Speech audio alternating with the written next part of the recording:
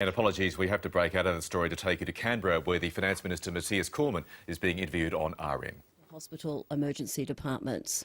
Look, I will leave it to the Treasurer, Joe Hockey, to deliver the budget tomorrow night. However, what we have focused on in this budget is making sure that our world-class hospital system, our world-class healthcare system continues to be sustainable into the future, continues to provide affordable access to high-quality healthcare for patients, and continues to be affordable for taxpayers.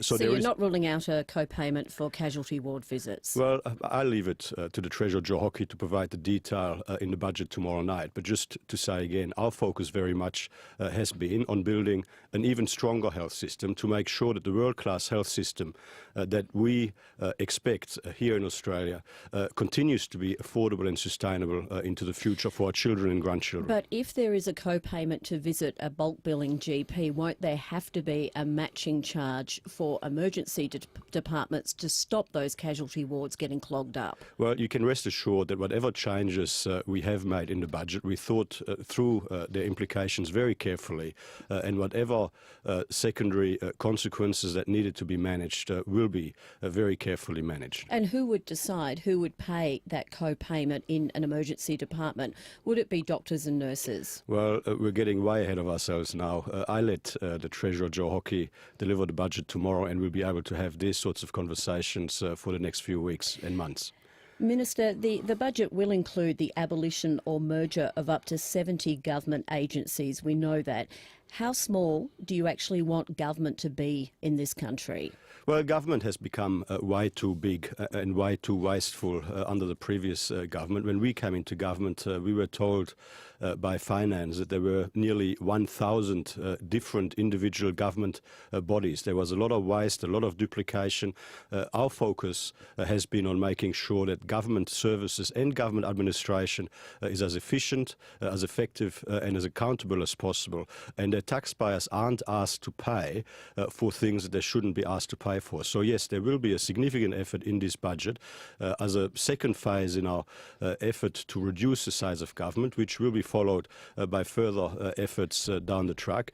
And really, the purpose is to make sure that government administration is as efficient and as cost-effective as possible. So how many more agencies could be abolished or merged down the track in your third phase of rationalisation? Well, we're working through these things very carefully and methodically, and we're not giving ourselves a blanket rule in terms of a number, but what we're looking at very carefully are the functions that are being performed, how they compare with functions being performed by other agencies, and where it makes sense to merge various bodies into one, or where it makes sense to ask the private sector to perform certain functions currently supplied by the government sector, then we will make those decisions in an orderly fashion. Now, some of the agencies to be abolished outright include Labor's Australian Renewable Energy Agency, also the National Water Commission. Is this just about saving money, or are these cuts in some part ideologically driven? Not at all. This is about making sure that government is as efficient and as effective as possible. There is a lot of overlap between existing departments of government, whether it be the Department of the Environment when it comes to renewable energy, or indeed the Department of Industry, which has certain responsibilities in this area as well. There have been too many agencies responsible for the same area of government. This leads to blurred lines of accountability. It leads to uncoordinated action, and we think that by doing what we're proposing to do, that we can make government decision-making and government service delivery more effective. And it must also lead to job losses. How many public servants will lose their jobs in this budget? Will it be around the 16,000 mark?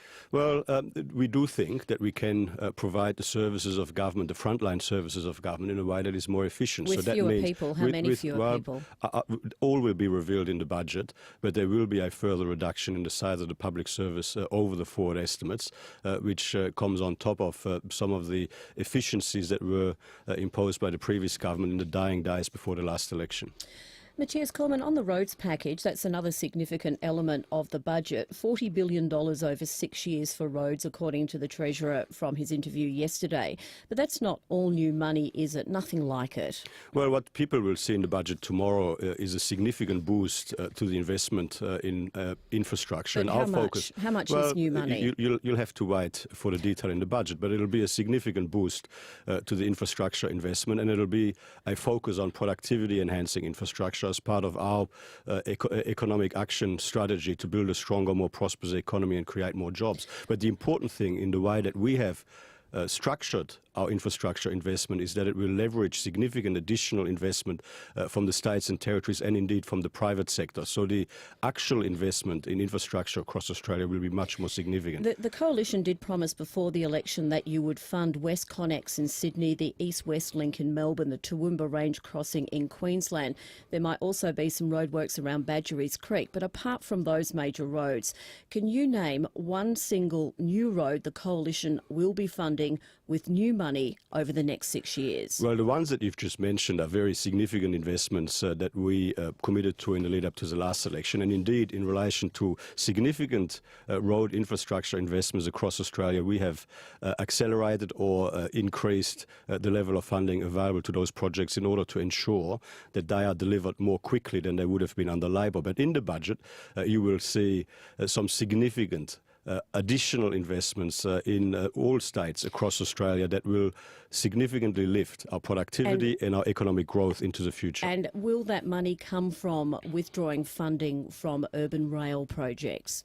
Well, you will have to see. Will you be shuffling the money that way? You will have to see where the money comes from. But one thing that I might just point to, because we've made this point on the public record some time ago, we are engaged in a process of asset recycling. We've already announced that we will proceed with the sale of Medibank Private, and we've said that we would reinvest the proceeds from that sale into productivity enhancing infrastructure. So some of that money could go to roads? Well, that is what we've said we would do.